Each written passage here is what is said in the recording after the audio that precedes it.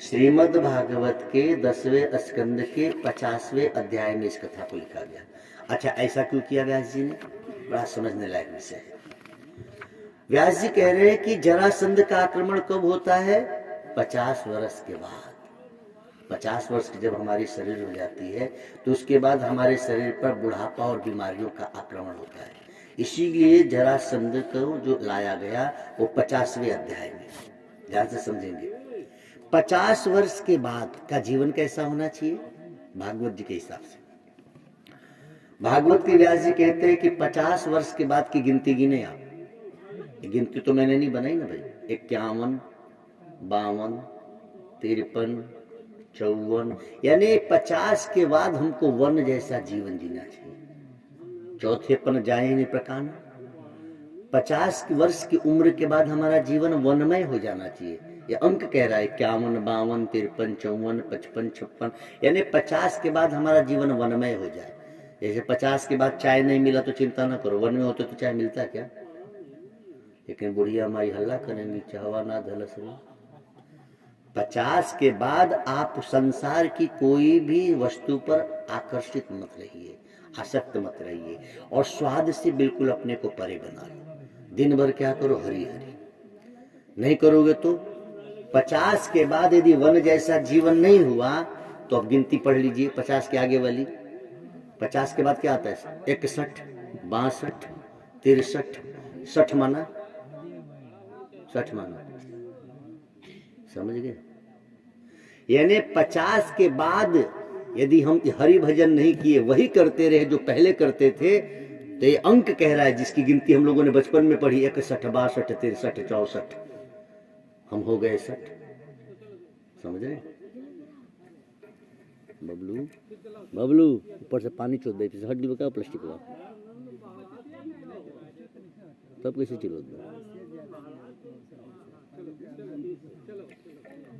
61, 62, 63, 64 है ना।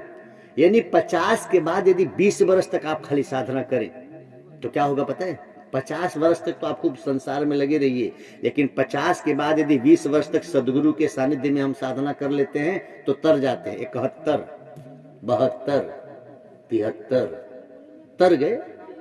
50 के बाद यदि साधनामय हो गए तो तर गए, और 50 के बाद भी यदि हाय हाय करते रह गए तो 1-2 बार नहीं 84 लाख बार मर गए। फिर से वही 84 की चौकड़ी शुरू होगी। तो श्रीमद् भागवत के 10वें स्कंद के 50वें अध्याय में इस कथा को व्यास जी ने इसीलिए लिखा ताकि हम लोग को, आपको ये बात समझ में आ जाए कि 50 के बाद अब हरी हरी, न कि हाय हाय। सुन रही हो बूढ़ी माइया? हाँ, कल से अब चाबी ओबी जो लिए हो पतोहिया को दे दो, है ले तू जान, हम तो राम राम करेंगे। लेकिन ऐसा होता नहीं। तो जरासंध की कथा से सीख मिलती। जरा माना बीमारी, बुढ़ापा। बुढ़ापा और बीमारी इस 50 वर्ष के बाद इस तन पर आए, उससे पहले ही तन और मन को हम क्यों न प्रभु में लगाए। यदि ऐसा हम कर लेते हैं तो हम तर लेते हैं। दो ही तरीका है परमात्मा को रिझाने का, या तो हम स्वयं भगवान की भजन करें, या तो जो लोग भगवान की भजन करते हैं हम उनकी सेवा करें। आप भजन नहीं कर सकते। क्यों कहा गया कि ब्राह्मणों को दान करो? नहीं लगता आपको कि पक्षपात जैसा लगता है? हम जयपुर गए थे कथा करने, तो एक बच्चे ने हमसे प्रश्न किया था कि महाराज ये अजीब व्यवस्था है शास्त्र की, हर बात पर ब्राह्मण लोग को ही दान क्यों? गरीबों को लिख देना चाहिए था। तो आप सोचो गरीबों को क्यों नहीं लिखा गया? कारण जानिए। इससे एक बात और समझ में आ जाएगी। कई लोग जो बिना ज्ञान के दान करते रहे तो उनको समझ में आएगी। ब्राह्मण को ही दान क्यों कहा गया? उसका कारण यह है कि पहले ब्राह्मण ध्यान भजन करता था, या उसी ब्राह्मण को दान कीजिए जो ध्यान भजन करते हो। तो आपके पास तो है नहीं टाइम कि ध्यान भजन करें। तो जिस ब्राह्मण को दान करते हैं वो जब ध्यान भजन करेगा तो उसका ध्यान भजन कट के आपको मिल जाएगा।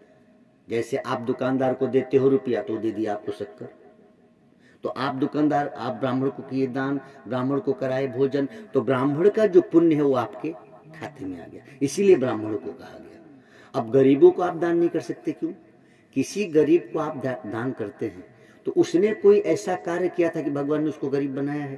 ध्यान देंगे जो भिखमंगे आते रहते हैं। अब आप क्या किए? भगवान उसको सजा दे रहा है, बीच में आप आ गए कि नहीं हम तो इसको पैसा देकर सुखी बनाएंगे। तो उसका दुख अब आपके खाते में आ जाएगा। जैसे जज किसी को सजा सुना रहा हो, उसने पाप किया है और आप बीच में चिल्लाओ, नहीं जज साहब ये ठीक नहीं है, तो जज तुमको भी सजा दे देगा, भैया इसको भी लो लाइन में, क्योंकि वो जज है।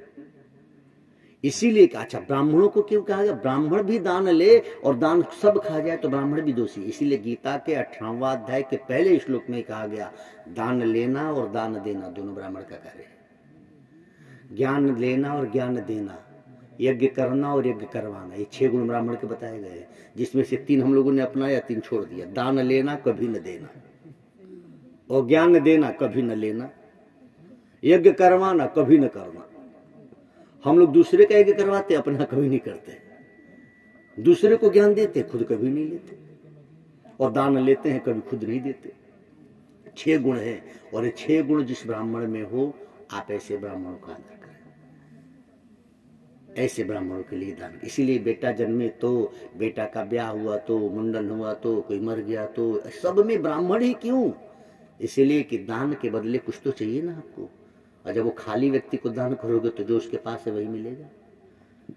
इसीलिए ऐसा नियम रखा गया कि ऋषि मुनि ज्ञानी संत महापुरुषों को ही हम दान करें। लेकिन कुछ मूर्खों ने ऐसा तो धर्म में धर्म फैला दिया, कोई द्वार से आए तो खाली हाथ न जाए, भले ही तुम्हारे राम जी को गाली क्यों न देता, आ गया द्वार पे बेवकूफ बनाने आपको, और आप कितने मूर्खों के दे दिए। दान ज्ञान सम्मान से पात्र को देना चाहिए। इसीलिए आपके गांव में जो कथा हुई ना, क्या नाम है, निक्की सिंह उनका, आपके गांव के बीडीसी का क्या नाम है, क्या नाम है भाई उनका, अन्नू सिंह। धन्यवाद है उस व्यक्ति को। उनसे ज्यादा भी धनवान लोग होंगे इस गांव में, कोई शक नहीं है, लेकिन मैं तो उन्हीं को जानता हूं जिन्होंने मुझे दिया। और ऐसे लोगों की संपत्ति बढ़े, भगवान करे। तो कहने का अर्थ यह हुआ कि हमारे आपके पास संपत्ति है, शरीर में बल है। आज वो शिवम है और लोक सिंह, 2-4 लोग लगे कि नहीं भंडारा, एक दिन कथा बढ़ गई, और मुझे कोई आपत्ति नहीं। मुझे ऐसा नहीं लग रहा कि अरे मेरा सब लगा, एक दिन बढ़ गया, ऐसे ही घाटे में और क्यों, क्या हो गया, एक दिन और कथा हुई, क्या बुरा है। मैं तो वर्ष भर कथा करूं, मुझे ऐसा, मैं कोई रटंत कथाकार नहीं कि 7 दिन हुआ तो डायरी खत्म, अब क्या होगा।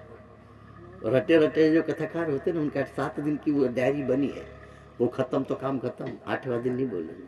यहाँ तो कहीं कहीं ऐसी जगह भी कि महीनों महीने कथा की है।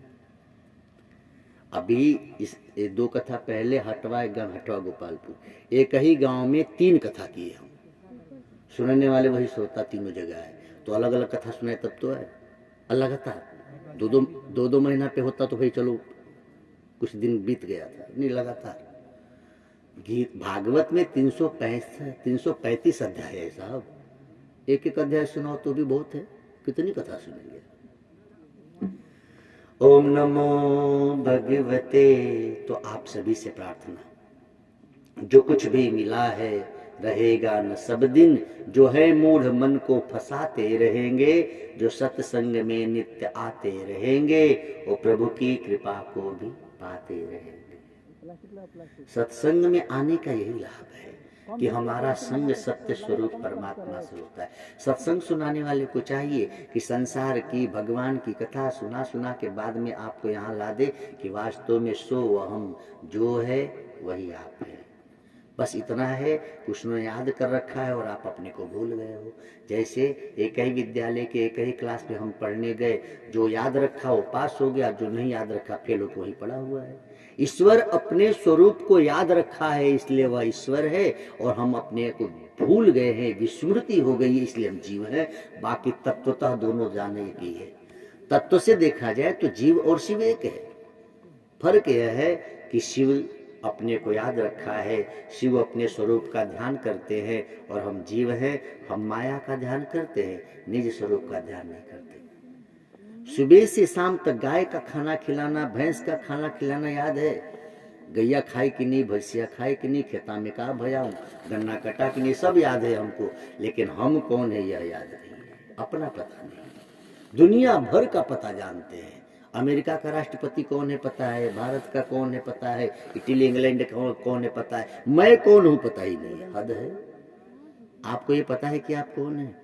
मैं फलाने की बेटी फलाने का बेटा नहीं, ईश्वर अंश जीव अविनाशी। ईश्वरो सर्वभूतानां हृदय से अर्जुन तिष्ठति ममैव वासव जीवलोके जीवभूतः सनातन। वास्तव में हम सनातन हैं। मान बैठे हैं अपने को स्त्री पुरुष क्षत्रिय ब्राह्मण यादव, हम मान बैठे, वास्तव में हम हैं क्या? जैसे एक व्यक्ति, एक महिला थी, उसके कान का बाला खो गया सोने का, तो गई बाबा जी के पास कि महाराज जी मेरा वो झाला बाला, क्या बोलते हैं, जो भी समझ गए आपने, वो खो गया है, मिल नहीं रहा है, कृपा करके बताइए ना कहाँ पे है। बाबा जी भी बड़े ज्ञानी थे, बोले तुम्हारा कान का बाला जहां भी है सोने में ही है। सच बात है, सोने का गहना कहीं भी रहे तो सोना में ही तो रहेगा, जहां भी है सोने में है। जैसे सोने का गहना खो गया लेकिन है तो सोने में ही, कहीं रहे, नाली में रहे या शोकेस में रहे, ऐसे ही तुम किसी जाति में रहो, किसी शरीर में रहो, रहोगे तो ब्रह्म के अंश आत्मा ही। फिर तुम कुत्ता बनो, बिल्ली बनो, घोड़ा बनो, गधा बनो, लेकिन हो क्या? ईश्वर अंश आत्मा। जैसे सोने का गहना सोना है, पहले सोना है कि पहले गहना है, बताओ? पहले सोना कि पहले गहना? हाँ, बाहर देगी, पहले सोना कि पहले गहना? सोना फिर गहना ना। एक कपड़ा आपके हमारे पास है तो पहले रुई है कि पहले कपड़ा है? पहले कपास है फिर कपड़ा बना, पहले सोना फिर गहना बना। ऐसे ही तुम पहले आत्मा हो फिर जीव बने हो। आप पहले ईश्वर अंश हो फिर जीव हो। ये बात समझ में आ जाए तो काम बन जाए। लेकिन दुर्भाग्य है कि इस तरह की कथाएं नहीं सुनाई जाती। आजकल कथा में हर 10 मिनट पे राधे राधे हरी हरी कर लेते हैं, और फिर वही कृष्ण ने ऐसा किया, कृष्ण ने ऐसा किया, बाल घुघराले, आंख कैसे बोलते तिछी नजरे, कजरारे, पता ना क्या क्या कथाएं हो रही हैं। कथा भी आजकल ऐसे ही कर रहे हैं लोग, तात्विक बातें नहीं होती है। अच्छा, आप लोग को भी वही अच्छा लगता है? हाँ, कृष्ण की खूब कजरारों की बातें हो, घुघराले बालों की बात हो, थोड़ा नाच गाना हो जाए, कोई नौटंकी लेके चले आए, थोड़ा सा वृंदावन और अयोध्या से, बस ये बाबा सबसे अच्छे। फिर वहाँ भीड़ भी हो, वहाँ दान भी बढ़िया हो। जो बाबा खाली आपको आत्मा संबंधी बात बतौले, करे पंडित जी बतिया ना समझ में आओ। आप लोगों को समझ में आती मेरी बात? न भी आती हो तो भी काम करेगी बात। जैसे घी का स्वाद न भी आए और घी खाओ तो फायदा ही करेगा, है ना? करेला खाने में कड़वी है लेकिन करेला डायबिटीज ठीक कर देती है। आइसक्रीम खाने में भले मीठी है लेकिन कब्ज कर देती है। तो क्या खाना चाहिए, करेला की आइसक्रीम? करेला खाना चाहिए। लेकिन आप लोग आइसक्रीम ही खाते हो, मुझे पता है, कलयुग है भाई। तो कलयुग में जो करेला खिलाए डायबिटीज ठीक करने के लिए, उसको कहेंगे दुश्मन है, ये बबुआ ठीक ना ही बा। हाँ, ये पंडित जी तो ना मेकअप करे ना गेटअप करे, वो बाबा जी आने चाहिए जो थोड़ा सा। हाँ, मेरे कई मित्र कथाकार भी मेकअप गेटअप इतना करते कि अच्छा, जजमान भी वैसे, वो जजमान से भी लिख देते इतना क्रीम पाउडर हमको चाहिए। हे भगवान, मेरे तो इसी से मित्र, मैंने देखा अपने मित्रों को, क्योंकि मेरे मित्र भी तो सब कथाकार हैं, वो कहीं कथा करने जाएंगे तो चप्पल तक लिखते हैं। हे भगवान, जजमान चप्पल देगा तो तू पहनेगा। हमसे कहते शीतल तुम चप्पल उप्पल नहीं लिखते हो? नहीं लिखता भाई, मेरे घर पे चप्पल है, तेरे के पास कमी है, तू लिखा कर। अभी ये हटवा गोपालपुर कथा थी, 2 कथा तो हमारी प्राइवेट ही थी। तो एक दूसरे मित्र से हम कहे थे कि जरा भेज दो, जजमान मारा था, हम व्यस्त थे कथा में, तो चप्पल भी लिख दिया था। हम गए तो जजमान चप्पल लेके, हम कहे चप्पल क्यों ले लिया? बोले गुरुजी लिख के आया था। हमने कहा हे भगवान, तुम्हारा चप्पल मैं पहन, मैंने बिना चप्पल के हैं। जितना कम से कम हम आपसे ले, ये मेरा कर्तव्य होना चाहिए। मेरा उद्देश्य क्या है, हर ब्राह्मण का उद्देश्य हो कि मैं आपको ईश्वर से जोड़ने का भरसक प्रयास करूं। आपका हमारा जुड़ना दान देने और दान लेने के लिए ना। नया तख्ता चाहिए, रजाई तो तकिया चाहिए, चप्पल चाहिए, छाता चाहिए। हे भगवान, ठंडी में छाता क्या करेंगे समझ में नहीं आता है, लेकिन चाहिए। सब ले जाकर भले बेच दे। सुखदेव जी ने जब श्रीमद् भागवत सुनाई तो बरसात का समय था, भादो महीने की 9वीं तिथि को श्रीमद् भागवत की कथा पहली बार शुरू हुई। उस समय छाता चाहिए था, बरसात थी। अब हम ठंडी में कथा सुनाने हैं और जजमान से लिखे कि छाता जरूरी है, और जजमान भी वैसे पूछता नहीं कि बाबा ठंडिया में छाता क्या करोगे। ओम नमो भगवते वासुदेवाय। तो अस्थि और प्राप्ति ये दो बेटियां हैं, ये दोनों का बड़ा सुंदर अर्थ है। जरासंध, कुछ भी प्राप्त हो तो अप्राप्त बन जाएगा। जिसको आप मानते हो कि मेरा है वो बेगाना हो जाएगा, सब जाना अनजाना हो जाएगा। इसीलिए आपको हमको चाहिए। भगवान श्री कृष्ण पर 17 बार आक्रमण करते हैं जरासंध जी और हार जाते हैं। कथा देखिए कितनी सुंदर है। 18वीं बार काल यवन को साथ लेके आए। कथा का अर्थ देखिए कितना सुंदर है। जब काल यवन को साथ लेके आए तो कन्हैया मथुरा छोड़ के भागे, युद्ध छोड़कर भाग जाते हैं। रण छोड़ राय की जय कहते हैं हम, यानी रण से भाग जाना बुजदिल है, कायरता है। लेकिन हम लोग भगवान की जय क्यों बोलते हैं? क्योंकि श्री कृष्ण हमको संकेत कर रहे हैं अपने जीवन से कि बार बार तुम अपने युद्ध से, अपनी कुशलता से, दवा से, दुआ से बच सकते हो, लेकिन जब काल यौवन साथ लाएगा जरासंध, यानी बीमारी और बुढ़ापा जब काल संग लेकर आएगी, मथुरा माना शरीर, मैंने एक दिन निवेदन किया था आपसे, तो श्री कृष्ण को भी मथुरा शरीर छोड़ के जाना पड़ा, तो आप और हम क्या रहेंगे? कृष्ण संकेत कर रहे हैं कि काल यौवन, काल जब साथ आता है बीमारी के, बुढ़ापा के, तब क्या होगा? तब कैसे बचोगे? काल यौवन दौड़ाया, श्री कृष्ण भागे, मुचुक चंद राजा ध्यान में बैठे हैं, उनको आशीर्वाद है, जिसको देखोगे जल के भस्म हो जाएगा, इसलिए आंखें नहीं खोलते। हमेशा ईश्वर के ध्यान में रहते हैं कि मैं किसी को देखूंगा ही नहीं कि कोई जले। कितना दयालु है। लेकिन श्री कृष्ण अपनी पीताम्बरी उनके ऊपर डाल देते हैं और काल यौवन को लगता है कि यही है। जैसे ही जाकर ठोकर मारा, काल यौवन ही जल के भस्म हो गया, क्योंकि मृत्यु कितना जन ने देखा। एक कथा संकेत कर रही है कि आप काल से कब बचेंगे? जब महाकाल के ध्यान में रहेंगे। काल यौवन जल के भस्म हो गया, यानी हमारा काल भी बाल बाका नहीं कर सकता यदि हम अविनाशी स्वरूप ईश्वर के ध्यान में निमग्न रहे। इसीलिए ध्यान किसका हो? देखो, गुरु का ज्ञान, गुरु का ज्ञान, आत्मा का ध्यान और ईश्वर का नाम, ये तीन चीज कोई भी अपने जीवन में लाए तो महान।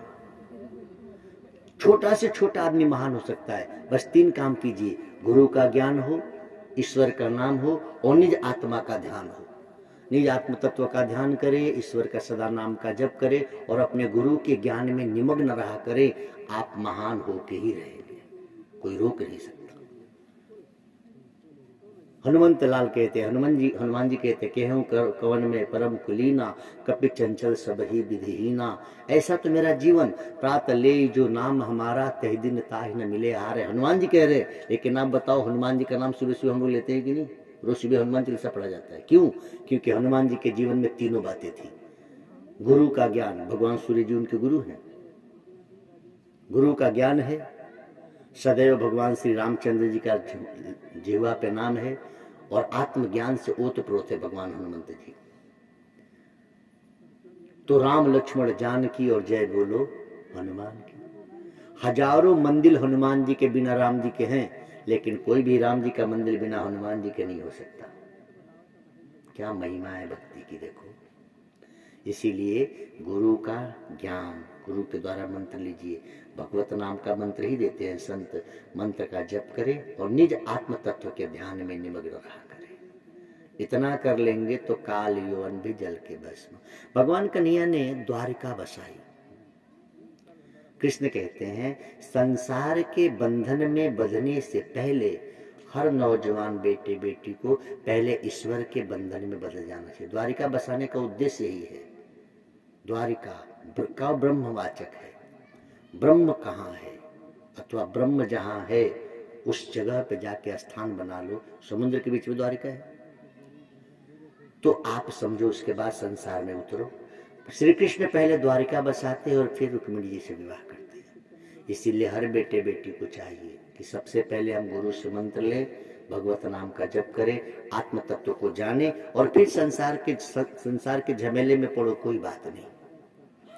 होली के दिन हम लोग करते हैं, पहले तेल लगा लो फिर रंग खेलो तो रंग जल्दी छूट जाता है ना, होली के दिन करते हैं। ऐसे ही भगवत नाम का कवच पहन लो, फिर संसार में उतरो तो आसक्ति लगती नहीं, थोड़ी बहुत लग भी गई तो जल्दी छूट जाती है।